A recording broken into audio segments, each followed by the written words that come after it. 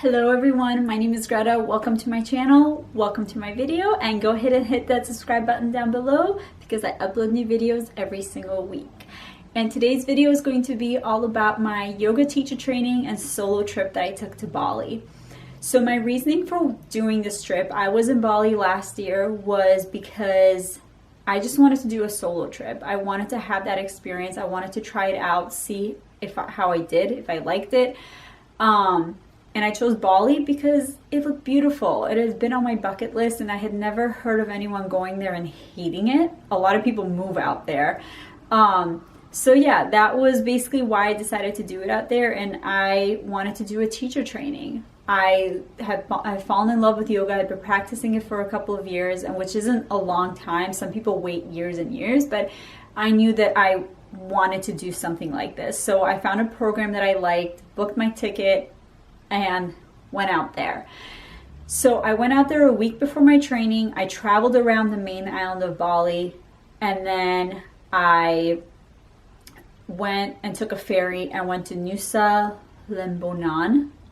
Don't know if I'm pronouncing that correctly, but that's where my training was. So it's like an island off of Bali. It's like a half-hour ferry ride basically. My first week in Bali was very mixed. I love the country. Well, technically Indonesia is the country, but I love Bali. It is beautiful. The people are so gracious. They're so nice, and I don't have a bad thing to say about it, honestly. What I didn't like, honestly, was being alone out there. It had its advantages, and to be honest, I would go out there alone again, because I feel like I'm very different now versus even if it's only been a year. But when I went out there, I was really, really nervous, and I was so wrapped up in my head that it made it really hard to meet people. And I came across people, I talked to a few people, and it was great, but it was hard to make that connection with people. So that's the only thing. I think a lot of solo travelers don't talk about this. It gets lonely. There is no denying that. It can get really, really lonely. And like, I feel like that's just not displayed enough. I think they all show their highs and how it's this great thing, but it can be really, really hard to be out there alone. I was 10,000 miles away from home. You know, I ended up, one of the places that I booked was like a nightmare. And I ended up leaving that place early because it was disgusting in there. Like it was so dirty. I don't even know how to describe it. It was a really gross place to say that I couldn't stay there for that. So I ended up finding a driver. And again, I'm fortunate enough that I could afford this, but at the same time, it's the fact that I was alone experiencing all of this. But regardless, I traveled around a bit. I got to really see parts of it, and I would go back there because there is so much more to see, and a week is not enough, honestly. But I took a ferry. I went to Nusa Lembonan, got to meet the people I was going to do my training with. We had our opening ceremony that night, and then the next day training began. So this is how our training worked. I know a lot of different places, every place is going to be different, but this is a rundown on how our training was. I was lucky. The accommodation that I had was not even a minute walk away from where the studio was. We were like right next door to them, and I was staying with, it was run by a family. It was almost like a little motel. It was like really quaint. They had like this little pool. All the rooms had air conditioning. They would cook breakfast for you if you wanted to in the morning. They made like banana pancakes, and they make you eggs and stuff like that. And they were a really nice couple. But I would go there. We would have a morning meditation, half an hour, followed by a 1 hour yoga class. And then we would have a silent breakfast. The studio had this like little kitchen, so they would make the breakfast for us, and it included like different, coconut yogurt, regular yogurt, oatmeal. We had granola, we had fresh juice, we had fruit, coffee, all this stuff. So they would provide that for us, and it was all in silence. We were all eating it in silence. And originally I thought that was really weird. I was like, oh my God, this is going to be so weird just being around people and not talking. But there's something really calming about that. There's something really soothing about that, about just being in your own head in a way. Like, you don't feel like you need to talk just to fill the space, that you are so comfortable with just sitting in the silence. And there was something really great about that. But anyway, so we did that, and then it would start classes. So our classes would be anatomy, history, philosophy. You know, we talked about like the chakras and we talked about everything. There was, we had homework. There was a lot of reading involved. And then we would have our lunch break. Our lunch break was like I think it was like an hour and a half, 2 hours. And then you could do whatever you want. Some people went back to their room. Sometimes we would like run errands. We would stock up on food. The one thing about being on an island that's off of Bali is that it's really hard to get like fresh fruit and stuff like that, because again, it's not one of the main islands, so it's hard to get food transported there. So you know, there was a lady that kind of had like a monopoly, which is so funny to say. She had like a monopoly on the island, in at least the section that we were on, like the fresh fruit. So, you know, everybody would go to her. Like, she sold like the cookies and whatever, and I would go there and ask like, oh, like, do you have like dragon fruit? She'd be like, no. She's like, come back later. So she was open, I think, till like 8 or 9 o'clock at night. So after our training got out, certain people would like rush over there to go and get like specific, to go and get fruit. And that's what I would snack on throughout the day, is like the fresh fruit. But yeah, so it was hard to get that, you got so used to being on the mainland where it's just, there's an abundance of it versus being in a much smaller island. But anyway, so yeah, we would usually go out to dinner, go back to our room. It would be studying or pass out.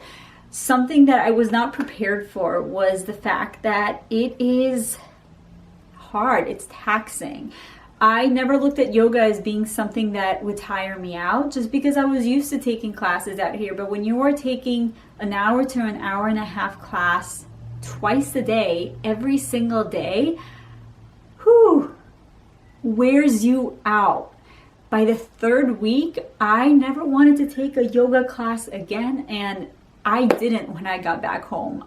For like 3 weeks, I didn't practice at all because I was exhausted. Like I literally couldn't go to a class because the thought of having to be on my mat gave me some feelings that I just didn't want to deal with.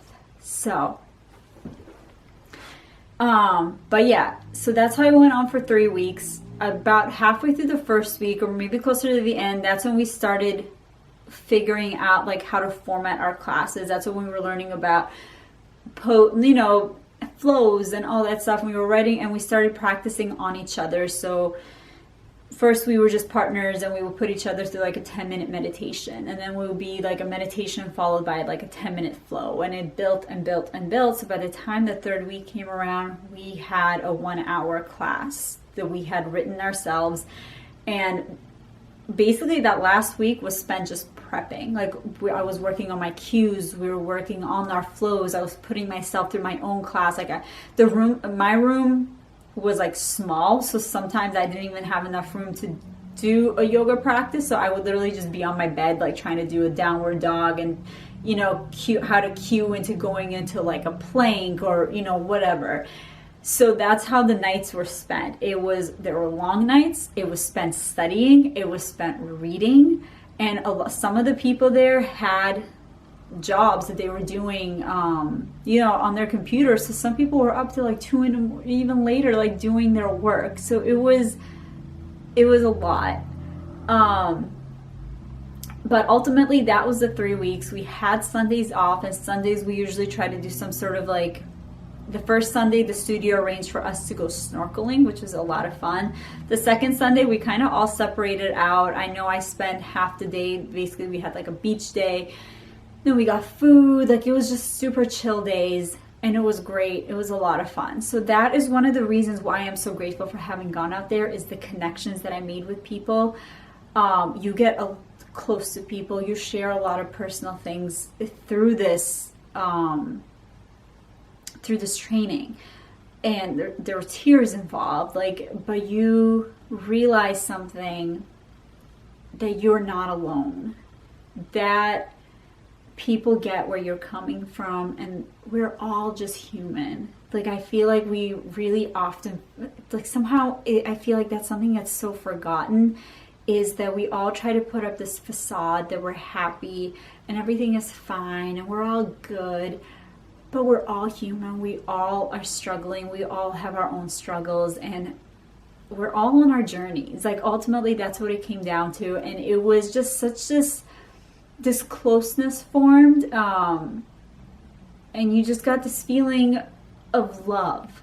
Like, you were accepted, you were loved, there was no judgment, and it was amazing. And it's something that I haven't been able to feel that again, I guess, which is kind of odd, like being with like 23 other people who you don't know that well, but they just accept you anyways. Like, I don't know where you would find something like that, but regardless, I'm going on a tangent now. But I loved my experience. I know this video is kind of all over, but this is just kind of like a rundown of how it was. My experience here was great. I was exhausted by the end, but I recommend it 10 out of 10. The woman that ran my I'm going to link everything that I have down below. The woman that did my program, her name is Leah Sugarman. She's amazing. Her Instagram name is the Nomadic Yogi. She's been traveling for like 7 years, and this is all she does, is does yoga teacher trainings basically. And I think she does do some retreats. She's amazing. She's a sweetheart. She's so knowledgeable. Like, she knows so much about anatomy, about yoga. She rereads all this stuff. She's written multiple articles, hundreds of articles, if not. And she's great. So I would, if you're looking for somebody to do your training, 10 out of 10 recommend her. And she doesn't only do it in Bali, she's done it all over. She was in Africa, I think like a month or two ago. She was doing something like a yoga, I don't think it was a yoga teacher training, but she was doing some form of like teaching out there.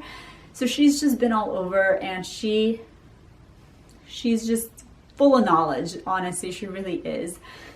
But yeah, so that was my experience out there.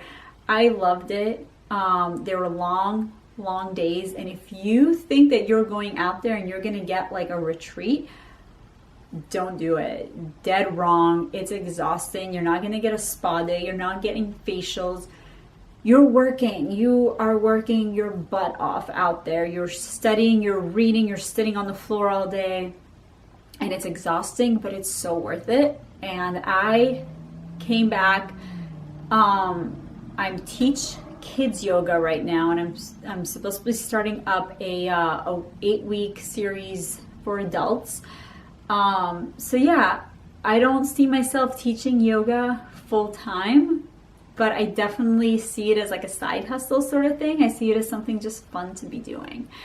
If you have any questions, feel free to leave them in the comments down below, and I will make sure to get back to you. Thank you guys so much for watching, and I will see you next time. Bye.